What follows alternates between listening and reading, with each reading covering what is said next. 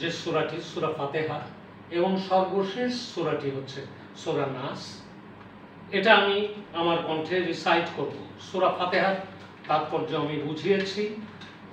তো পবিত্র কোরআনে 19 সংখ্যার উপর গুরুত্ব আরোপ করা হয়েছে, এই জন্য আমি বিসমিল্লাহির রহমানির রহিম 19টা স্টাইলে লিখেছি। তো আমি সূরা ফাতিহা মক্কায় অবতীর্ণ হয়েছিল, আয়াত 7, রুকু 1। শুরু করি আল্লাহর নাম আমি নিয়ে, দয়া করে যান যিনি করুণা দিয়ে। রুকু 1। আল্লাহর জন্য রহে যত গুণগান, পালন করেন যিনি সকল জাহান, পরম করুণাময় তিনি দয়াবান। রোজ কিয়ামতে যিনি করিবেন বিচার, ইবাদত আমরা কেবল করি আপনার, আপনারই সাহায্য চাই মোরা ইবাদতে। চালান মোদের যেন সেই সোজা পথে, চলেছে যারা সব সেই পথ ধরে, আপনার দয়া রয় যাদের উপরে, আর যারা চলে সব সেই পথে নয়, আপনার গজব যেথায় আপতিত হয়, আরো যেই লোকেরা ভুল পথে রয়। এইটা হচ্ছে সূরা ফাতিহার বাংলা ছন্দায়িত আকারে লেখা। অনেকের কাছে বললে তারা বলতে পারে, বলবে যে এটা ছন্দায়িত বাংলা পড়লে, কিন্তু আরবিটা বোঝা। আলহামদুলিল্লাহ রাব্বিল আলামিন, আলামিন আর রহমানির রহিম, আলামিন রাহিম, হ্যাঁ, মালিকি ইয়াউমিদ্দিন। দেখেন ওই প্রথম আয়াতের সাথে আলহামদুলিল্লাহ রাব্বিল আলামিনের সাথে মালিকি ইয়াউমিদ্দিন, মিন দিন, তারপরে আলহামদুলিল্লাহ রাব্বিল আলামিন মালিকি ইয়াউমিদ্দিন, আর ইয়্যাকা না'বুদু ওয়া ইয়্যাকা নাস্তাঈন।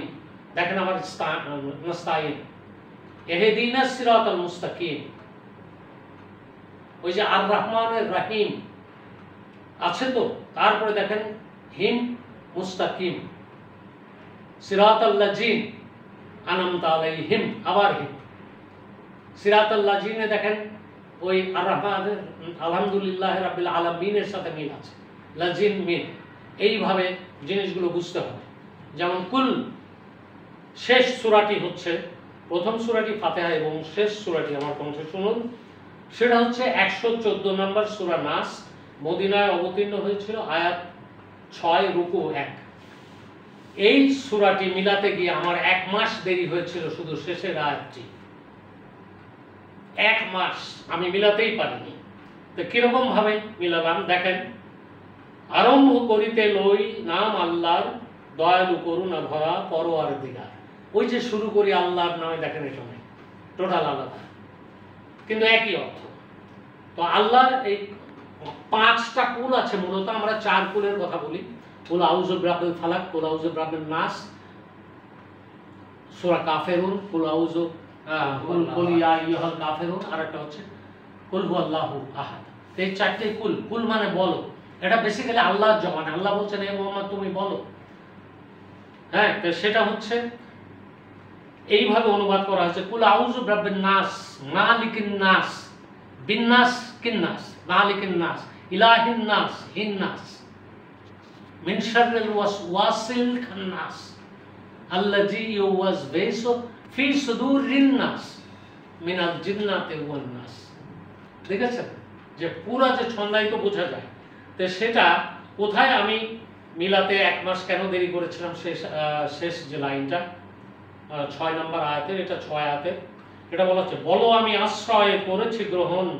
এটা বলো আল্লাহর কথা, কাজে বলো বলে একটা পজ দিতে হয়। বলো আমি আশ্রয় করেছি গ্রহণ, মানুষের রবের কাছে আছি সমর্পণ। অধিপতি আছেন আরো যিনি মানুষের, একই মাবুদ তিনি আছেন তাদের।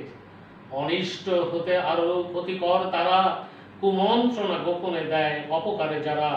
মানবের অন্তরে করে কুমন্ত্রণা প্রদান, হোক সে জিন বা হোক ইনসান। এই যে মানবের অন্তরে কুমন্ত্রণা প্রদান, সে মানুষ আর জিন যেই হোক না কেন, এটা আমার মিলছিল না। মানব ইনসান শেষ পর্যন্ত দেখলাম আমার মাথার মধ্যে কে যেন বলে দিল, আরে হোক সে জিন বা হোক ইনসান, দেখ মিলে যায়। দেখেন প্রদান ইনসান, এটা একটা চমৎকার তথ্য আমি দিয়ে দিলাম। এই জিনিসটা আমার হাত দিয়ে হতে পারে না, এটা আল্লাহর ইচ্ছা না থাকলে কোনোদিন হতো না। আমাদের পৃথিবী বাংলাদেশের শ্রেষ্ঠ ছন্দকার হচ্ছে কাজী নজরুল ইসলাম, উনিও আমপাড়াটা করার পরে ওনার সূরা নাস ওনারটাও পড়ে দেখেন, আর এটা যে কত সহজ ছন্দে নিয়ে আসা দেখেন সেটা। উনি তো সূরা বাকারায় মাথায় ঢুকাতে পারেন নাই, কবি আল মাহমুদ মাথা ঢুকাতে পারেন নাই, আমাকে বলেছেন। কিন্তু আমি কেন ঢুকাতে পারলাম? আমি আসলে এটা আমি ঢুকাইনি, এটা আল্লাহ তাআলা আমার উপরে ইম্পোজ করেছেন। It is a kind of নাজিল। তো আল্লাহ অনেক সময় অনেক সাধারণ মানুষদের দিয়ে অনেক অসাধারণ কাজ করিয়ে নেয়।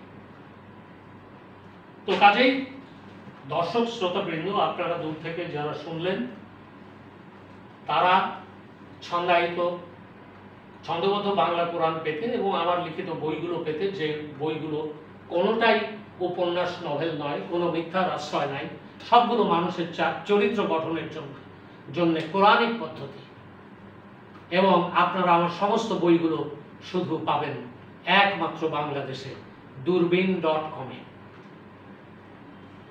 আলহামদুলিল্লাহ, থ্যাংকস ফর ওয়াচিং।